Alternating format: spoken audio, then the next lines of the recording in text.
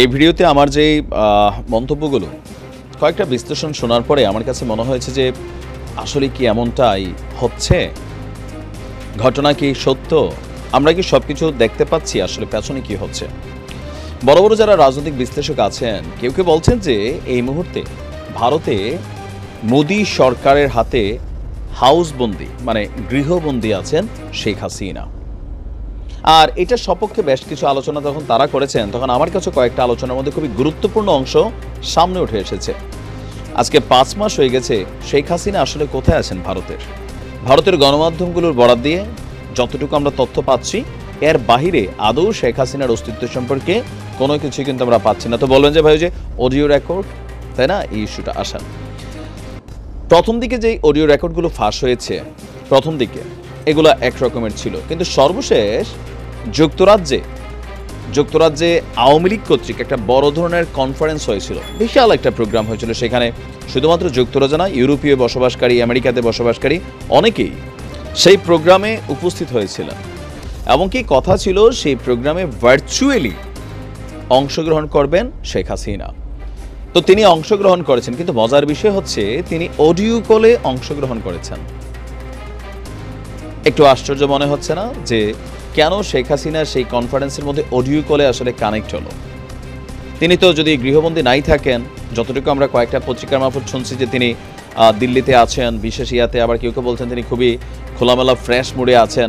তো এই পর্যন্ত তিনার ভিডিওতে কোনো রকম অবস্থান প্রকাশিত হয়নি। এখন এই প্রোগ্রামটার মধ্যে এই জিনিসটা খুবই কনসার্নেবল ছিল যে এত আওয়ামী লীগের নেতাকর্মীরা এই দুঃসময় আওয়ামী লীগের চলছে, বিশেষ করে যারা ইউরোপে আছে তাদের তো একটা দেখভাল বা দায়িত্ব আছে, সেইখানে শেখ হাসিনা সরাসরি ভিডিও কলে আসবেন, যেমন তারেক রহমান সেই প্রযুক্তির যুগে যেটা খুবই সম্ভব যে নেতারা এক পলক দেখলে কর্মীরা উজ্জীবিত হয়।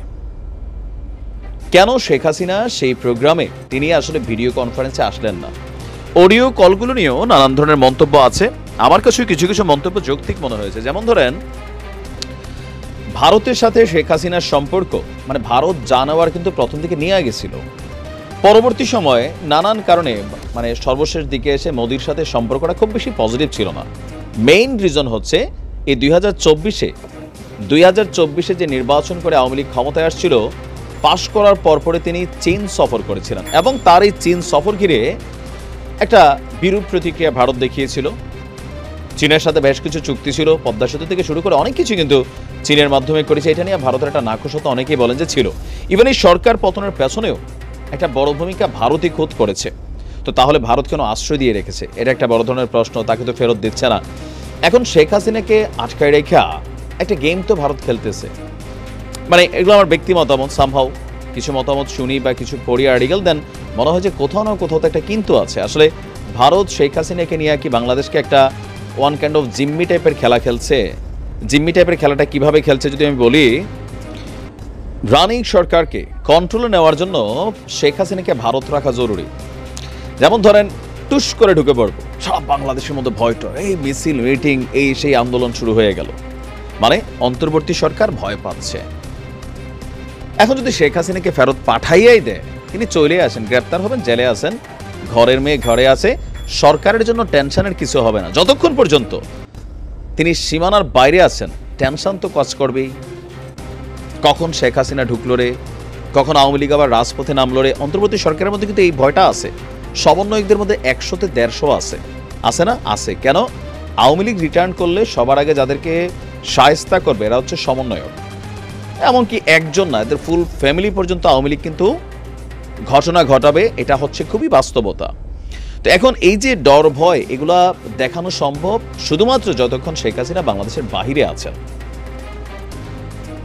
এখন শেখ হাসিনাকে সেখানে রেখা অন্তর্বর্তী সরকারের সাথে, আপনি দেখেন আমাদের বেশ কিছু রাজনৈতিক দল বারবার বলছে ভারতের সাথে কি কি চুক্তি আছে সব প্রকাশ করেন, কিন্তু এখন পর্যন্ত আপনি দেখছেন গত 5 মাসে কোনো চুক্তি প্রকাশিত হইতে ভারতের সাথে কোনো রকম মানে ওই ইন্টারনেট খালি বাংলাদেশের উপর দিয়ে যাইতে দিব না। এছাড়া বাকি যে জিনিসগুলো আছে আপনি কোথাও কোন জায়গাতে আপনি গ্যাপ দেখছেন? বড় ধরনের ডিল, চুক্তি, ট্রানজিট A to Z কোথাও না। আমাদের সরকার খুবই ওচা চোরা গলায় ভারতের বিরুদ্ধে কথা বলতে পারতেছে না। আবার মোদি আরেকটা খেলা খেলতেছে, ডক্টর মোহাম্মদ ইউনূসের সাথে সে কথা বলছে না। মানে সবকিছু মিলাইয়া একটা গেম তো ভারত খেলতেছে মনে হচ্ছে। ইভেন আমি যতটুকু আমরা বুঝি যে আওয়ামী লীগের যে সকল নেতারা ভারতে এই মুহূর্তে পলায়নরত আছেন, এদের অনেকেও কিন্তু হালকা ঝাপসা দেখা যাচ্ছে। ওইখানেও নিশ্চয়ই একটা অর্থনৈতিক লেনদেন, বাণিজ্য, ধান্দাবাজি আছে। ভারত যথেষ্ট করাপ্টেড একটা দেশ, বাংলাদেশের থেকে কোনো অংশ কম না। ভারতের টার্গেটের মধ্যে অন্য কিছু আছে। ইভেন শেখ হাসিনাকে বাংলাদেশে আদৌ আর ফিরতে দিবে কিনা ভারত, তিনি চাইলেও আর ফিরতে পারবেন কিনা, সেটাও একটা প্রশ্ন।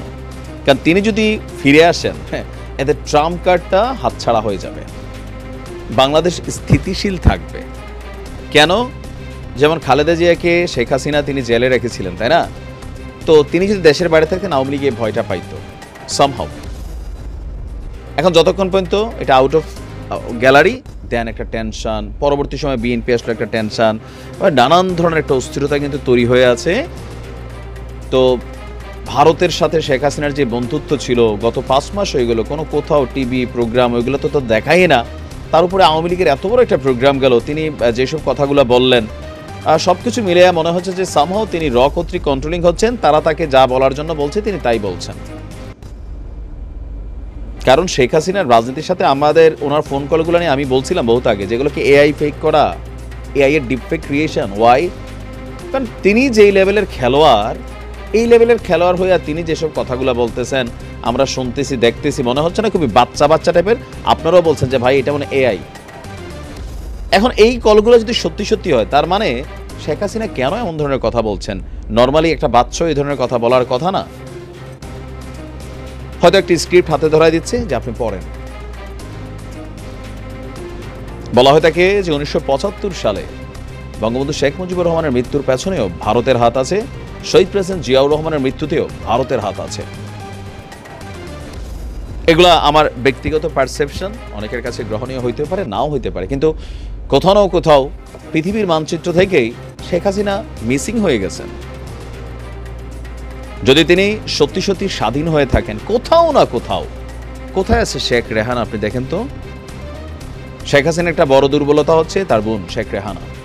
শেখ রেহানারও কিন্তু কোথাও দেখা যাচ্ছে না। যদি তিনি যুক্তরাজ্যের কোন দেশে জানি, ভুলে গেছি, ফিনল্যান্ডের তার সিটিজেন আছে, তো তিনি কি ফিনল্যান্ড গেছেন? আবার আমরা পুতুলকে দেখছি, মায়ের সাথে কোনো রকম দেখা সাক্ষাৎ নাই। আমরা শুনছি সজীব ওয়াজেদ জয় তিনি কি ভারত গিয়েছেন রিসেন্টলি? কেন যাচ্ছেন না? ববি কেন তার মার সাথে দেখা করার জন্য ভারত যাচ্ছেন না? মা তো দিন শেষে পলিটিশিয়ান আমাদের কাছে। কুছ তো ভাই গড়বড় হে। যত দিন যাচ্ছে এটাই মনে হচ্ছে। আর বিশেষ করে শেখ হাসিনার যে লাস্ট কয়েকটা ওনার যে অ্যাক্টিভিটিস, সবকিছু মিলে আমার কাছে কেমন জানি অঙ্কটা মিলছে না। বাকি যারা বিশ্লেষক এই আলোচনাগুলো করছেন যথেষ্ট যৌক্তিক কারণ আছে। দেখা যাক কখন তিনি সরাসরি হাজির হন মিনিমাম লেভেলে ভিডিওতে, মানে তখন হয়তো বুঝবো আমরা যে আসলে কি ঘটছে। ভালো থাকবেন, আসসালামু আলাইকুম।